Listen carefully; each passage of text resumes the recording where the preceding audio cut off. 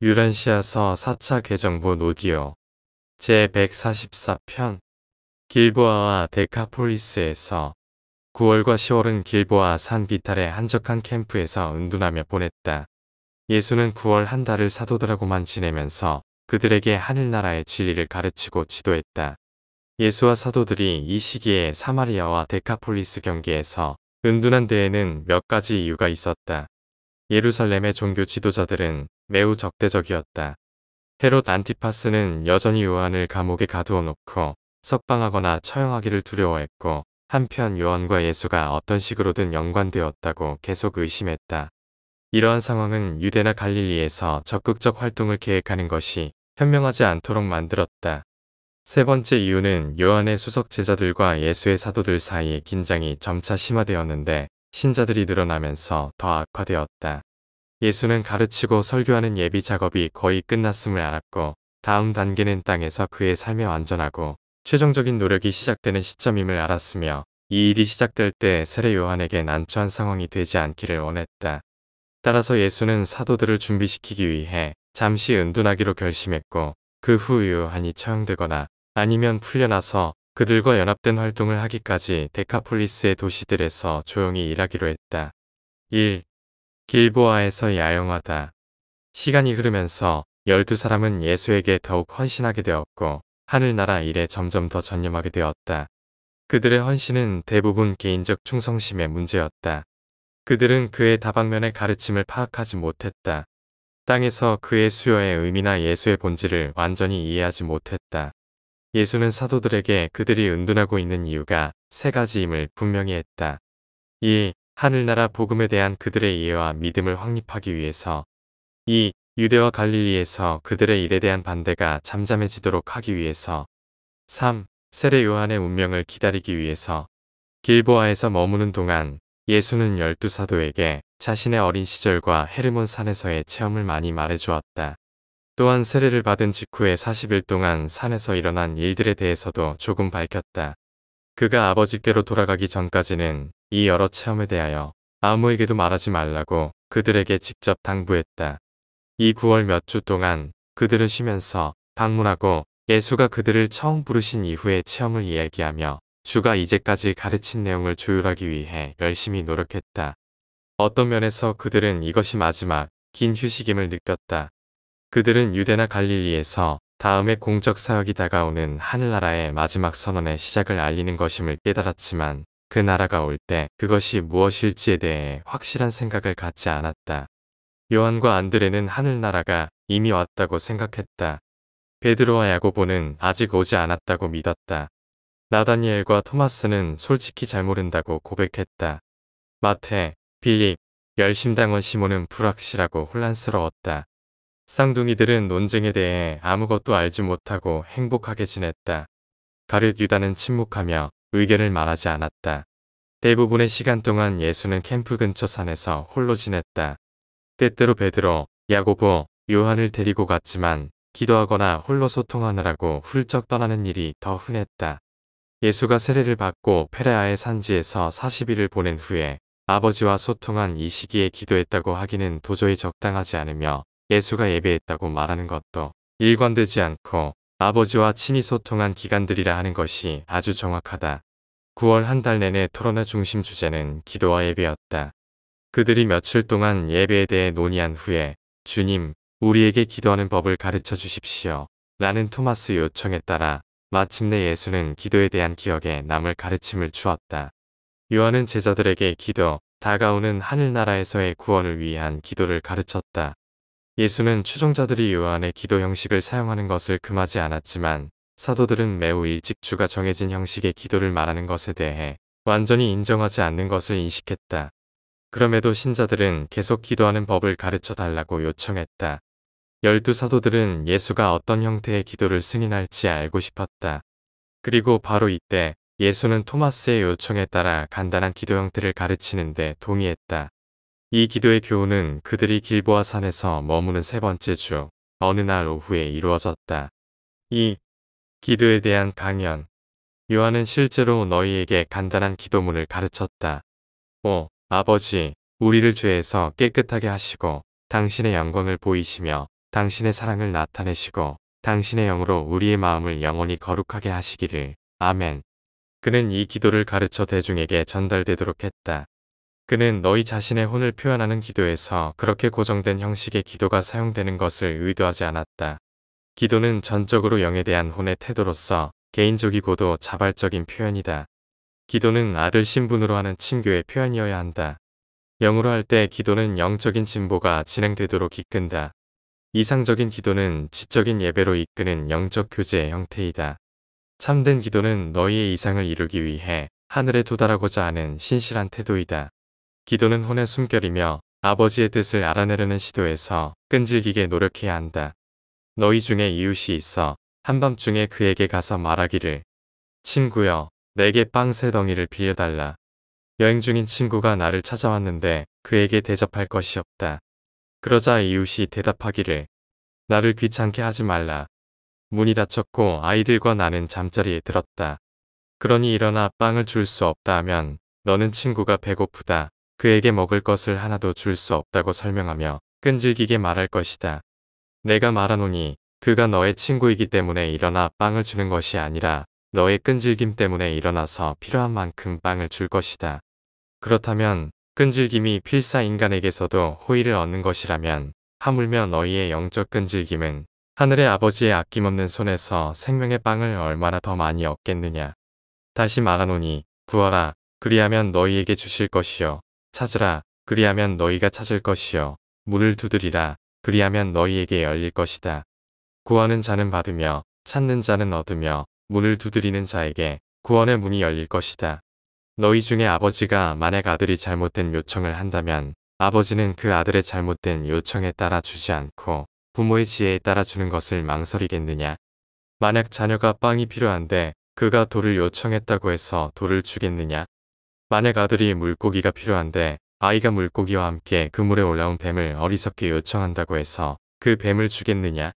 그렇다면 너희가 죽을 유한한 존재임에도 자녀의 요청에 응답하여 좋은 선물을 줄 줄 알거든. 하물며 하늘의 아버지는 자신에게 구하는 자들에게 영과 많은 추가적인 축복을 주시지 않겠느냐. 사람은 항상 기도하고 낙심하지 말아야 한다. 어떤 악한 도시에 살았던 한 재판관의 이야기를 들려주겠다. 이 재판관은 하나님을 두려워하지 않았고 사람을 존중하지도 않았다. 그 도시에 한 가난한 과부가 있었는데 그녀는 여러 번 이 불의한 재판관에게 와서 말했다. 내 원수에게서 나를 보호해 주세요. 한동안 그는 그녀의 말을 듣지 않았지만 결국 그는 생각했다. 나는 하나님을 두려워하지도 않고 사람을 존중하지도 않지만 이 과부가 계속해서 나를 괴롭히니 내가 그녀의 말을 듣지 않으면 계속 와서 나를 지치게 할 것이다.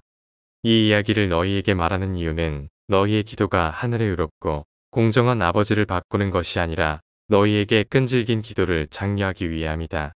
너희의 끈질김은 하나님의 호의를 얻기 위한 것이 아니라 땅에서 너희의 태도를 바꾸고 영적인 수용 능력을 키우려는 것이다. 그러나 너희는 기도할 때 너무 적은 믿음으로 기도한다. 참된 믿음은 혼의 확장과 영적 진보의 길에서 어쩌다 놓인 물질적 어려움의 산들을 제거할 것이다. 3. 믿는 자의 기도. 그러나 사도들은 아직 만족하지 않았다.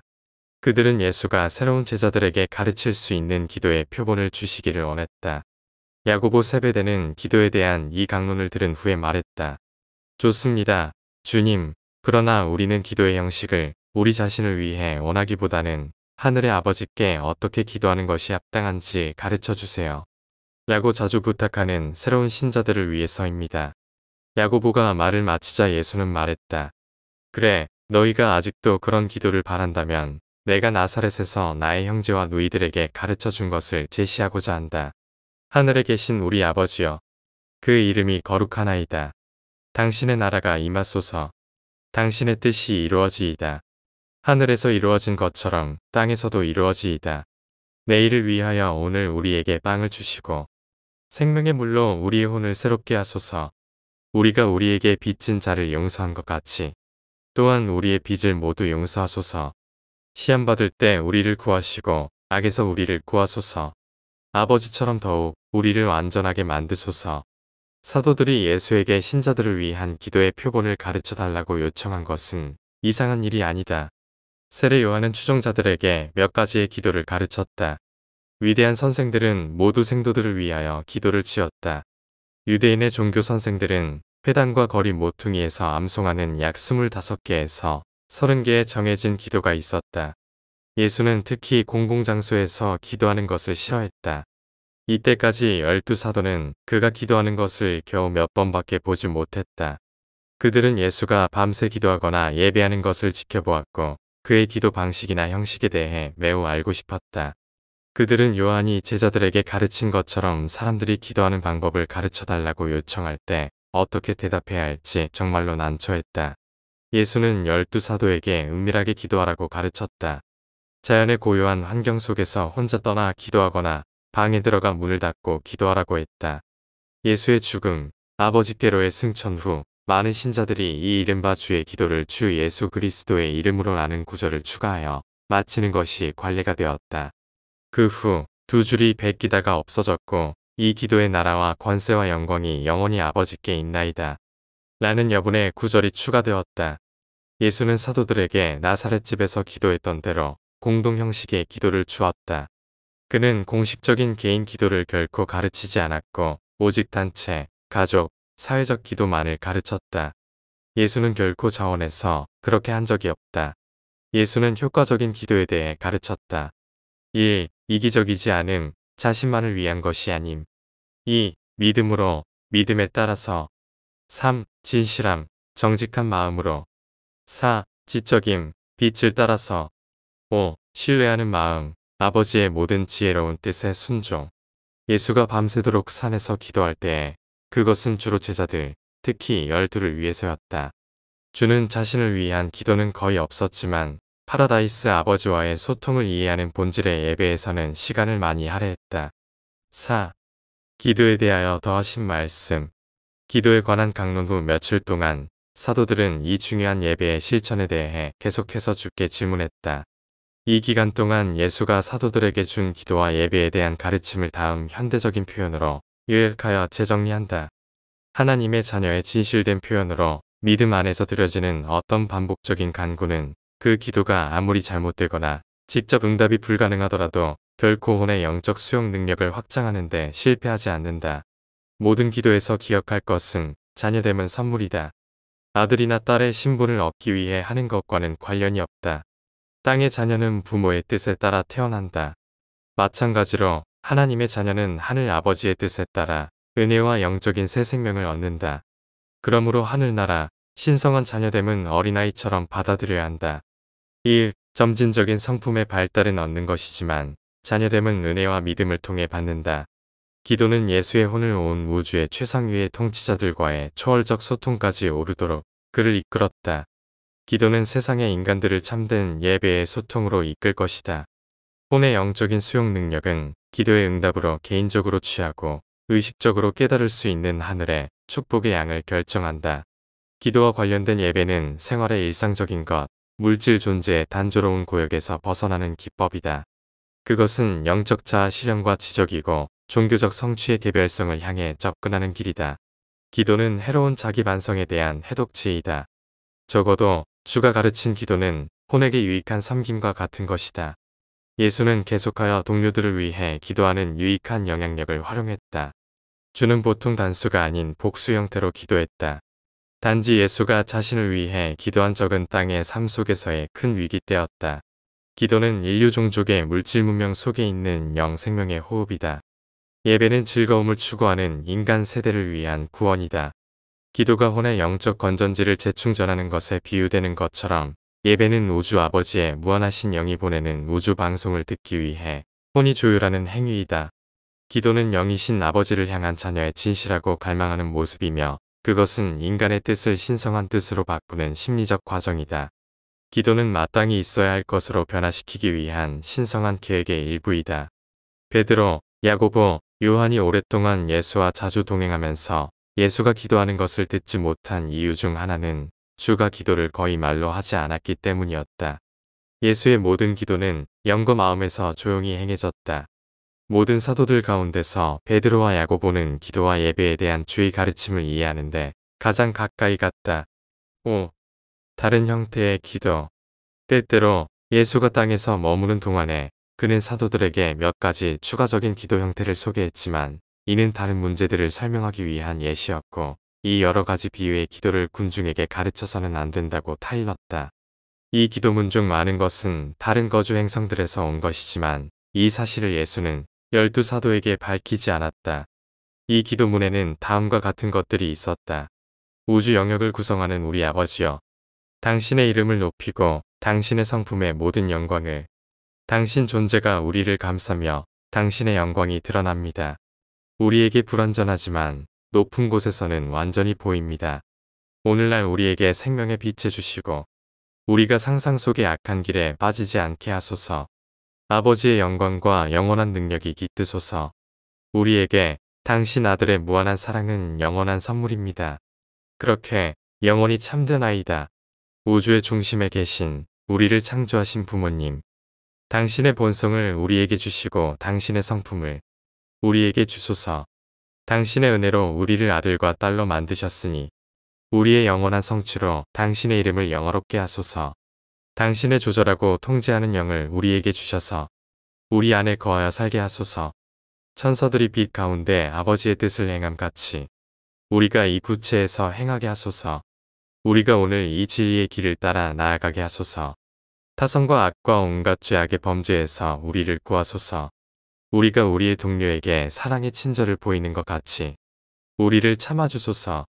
아버지의 자비로운 영을 우리 생명 존재의 마음속에 널리 부으소서. 불확실한 삶의 미로 사이에서 한 걸음 한 걸음 아버지의 손으로 우리를 이끄소서.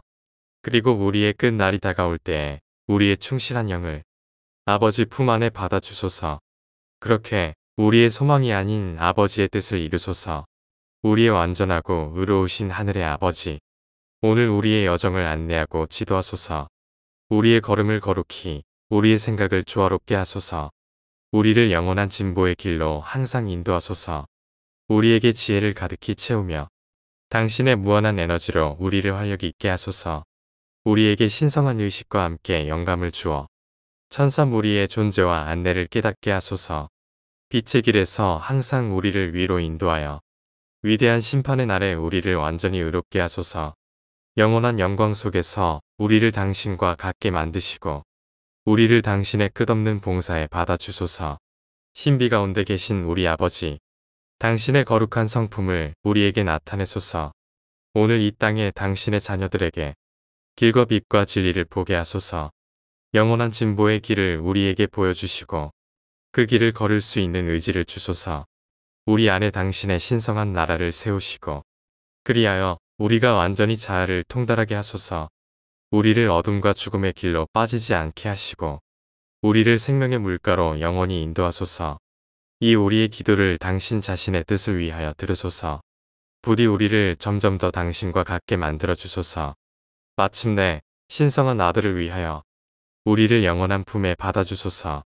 그렇게 우리의 뜻이 아닌 아버지의 뜻이 이루어지이다. 한 부모로 하나 되신 영광스러운 아버지와 어머니, 우리는 당신의 신성한 본성에 충성합니다. 우리를 통하여서 당신이 다시 살아계심은 당신의 신성한 영을 선물로 주셨기 때문입니다.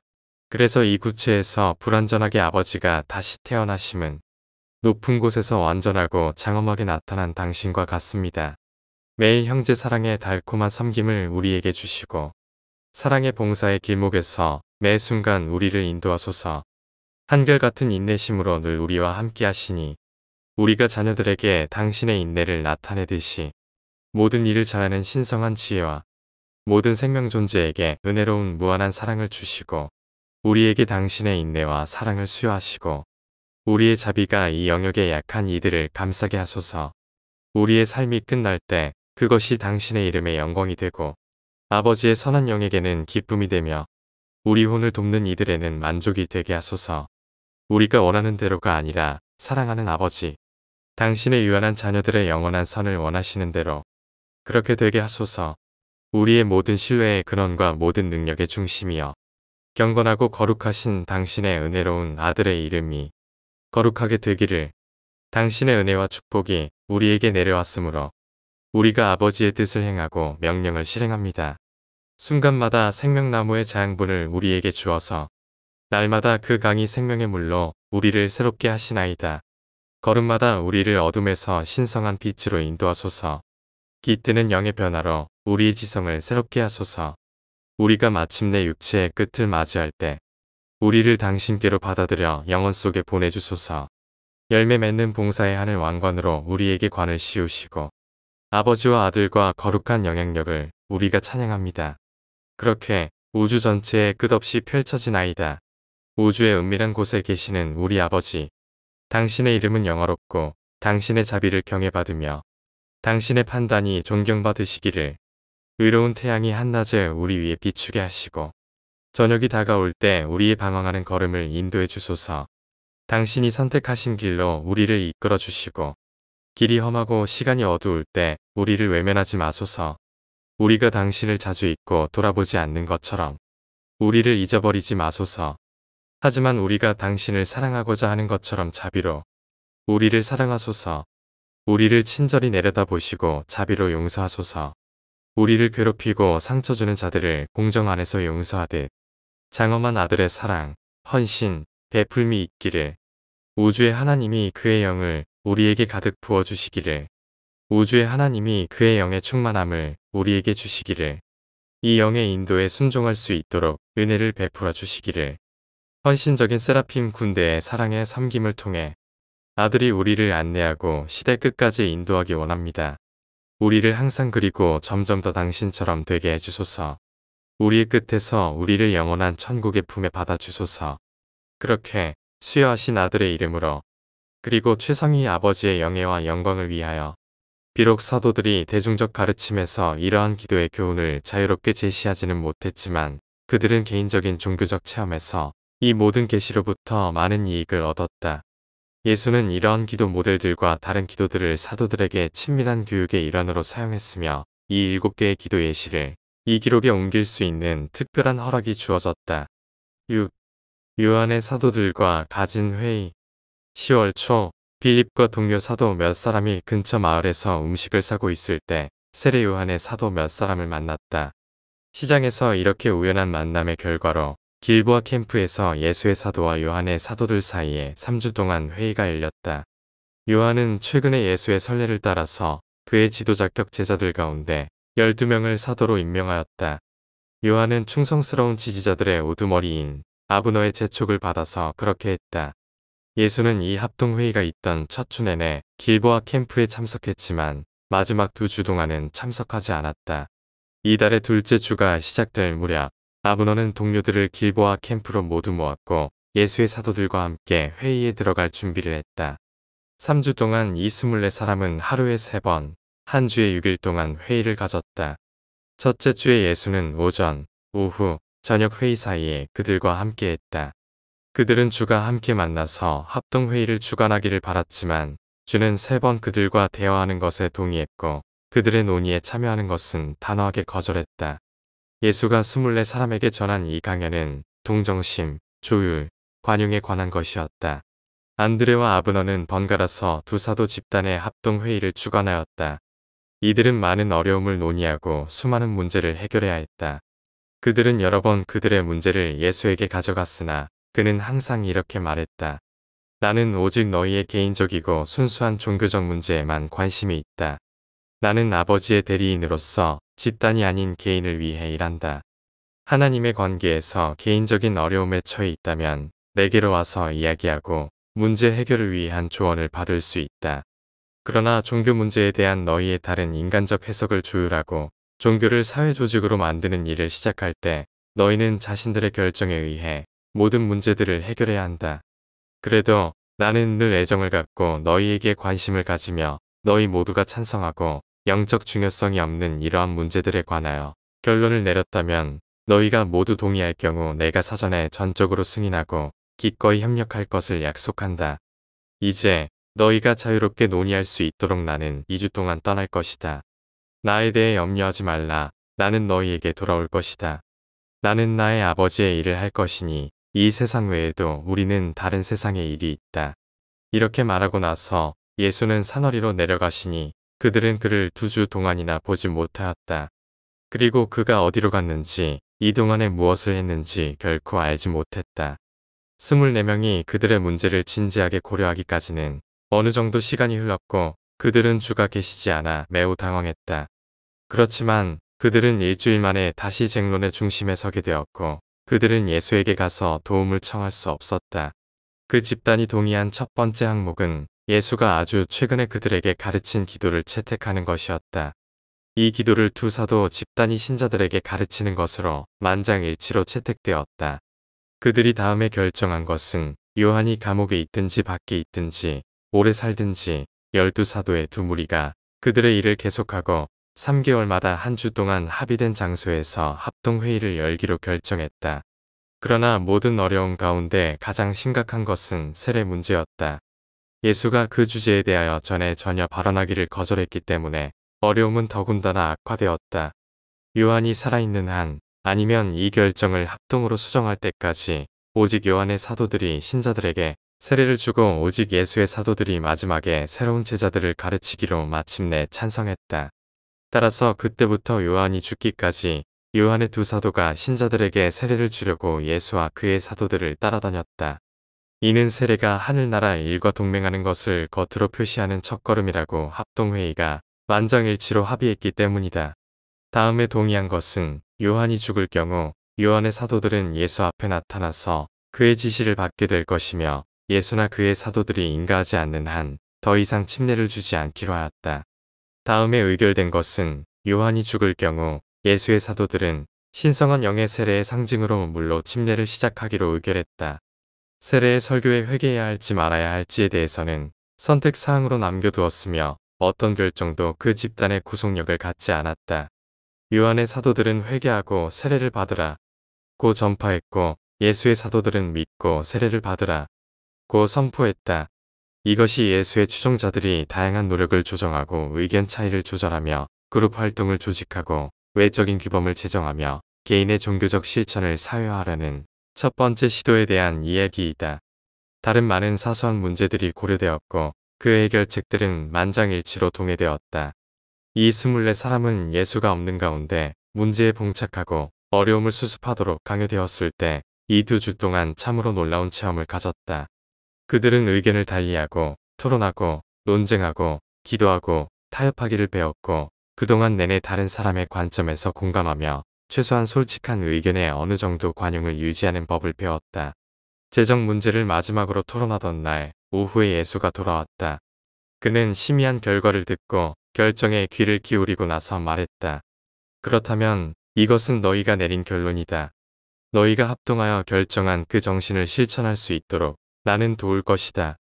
요한이 처형된 지 2달 반이 지났고 요한을 섬기는 사도들은 이 기간 동안 예수와 12제자와 함께 지냈다. 데카폴리스의 여러 도시에서 수고하는 이 기간에 모두 함께 일하고 신자들에게 세례를 주었다. 길보아 캠프는 서기 27년 11월 2일에 해체되었다. 7. 데카폴리스의 여러 도시에서 11월과 12월 내내 예수와 24명은 데카폴리스의 여러 그리스풍의 도시에서 주로 스키토폴리스, 게라사, 아빌라, 가다라에서 조용히 일했다. 이때는 정말로 요한의 일과 조직을 이어받는 예비 기간의 끝이었다. 새로운 계시를 사회에 퍼뜨린 종교는 그것이 구원하고자 하는 기존 종교에 확립된 형식 및 관습과 절충하는 값을 반드시 치른다. 세례는 예수를 따르는 사람들이 사회에 퍼진 한 종교 집단으로서 세례 요한의 추종자들을 흡수하려고 집불한 값이었다. 요한의 추종자들은 예수의 추종자들과 합세하면서 물세례를 제외하고 거의 모든 것을 포기했다. 예수는 데카폴리스의 도시들로 가는 이 선교에서 대중에게 많은 가르침을 주지 않았다. 그는 24명과 많은 시간을 보내며 요한의 12사도들과도 특별한 시간을 가졌다.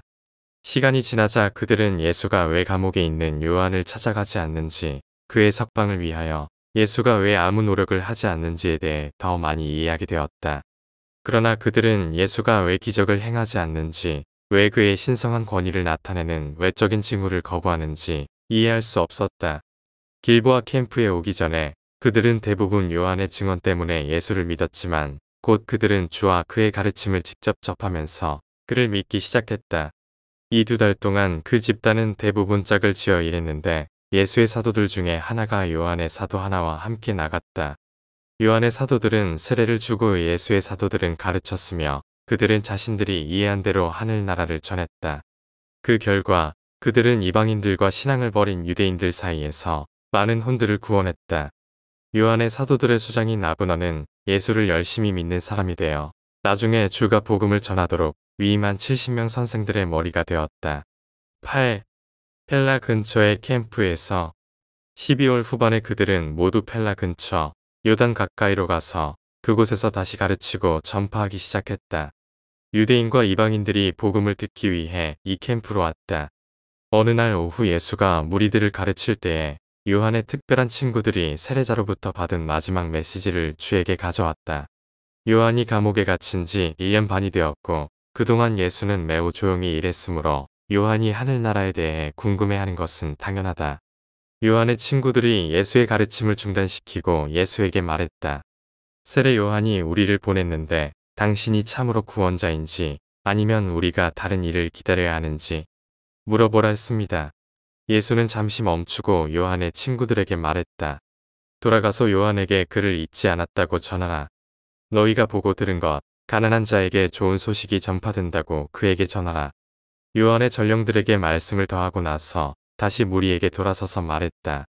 요한이 하늘나라의 복음을 의심한다고 생각지 말라. 그는 그의 제자들, 또 나의 제자들에게 확신을 주기 위해 물어보는 것이다. 요한은 약자가 아니다. 헤롯이 요한을 감옥에 가두기 전에 요한의 설교를 들었던 사람들이여, 내가 묻는다. 요한에게서 무엇을 보았는가? 바람에 흔들리는 갈대인가? 변덕스럽고 부드러운 옷을 입은 사람인가?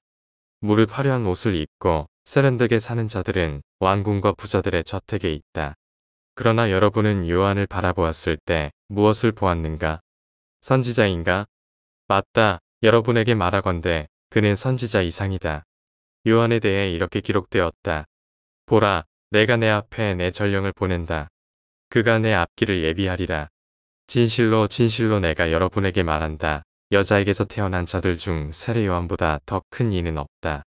그러나 하늘나라에서는 작은 사람도 요한보다 더 크다. 이는 그가 영으로 태어나 하나님의 아들됨을 알기 때문이다. 그날 예수의 말씀을 들은 많은 사람이 요한의 세례를 받고 공개적으로 하늘나라로 들어감을 고백했다. 요한의 사도들은 그날부터 예수와 굳게 결속하였다.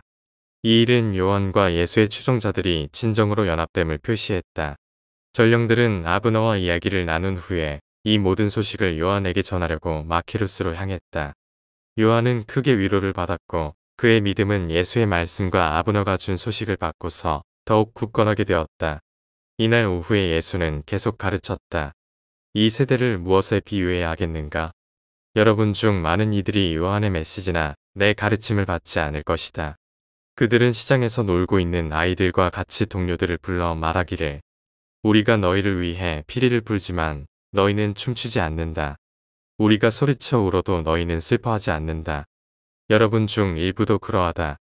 요한은 먹지도 않고 마시지도 않았는데 그들은 그가 귀신 들렸다고 말한다. 인자가 와서 먹고 마시니 이 사람들은 보라. 그는 식탐꾼과 술꾼이다. 세리와 죄인의 친구여. 라고 말한다.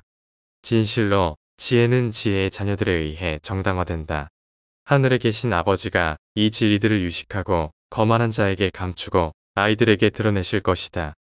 그러나 아버지는 모든 일을 좋게 행하신다.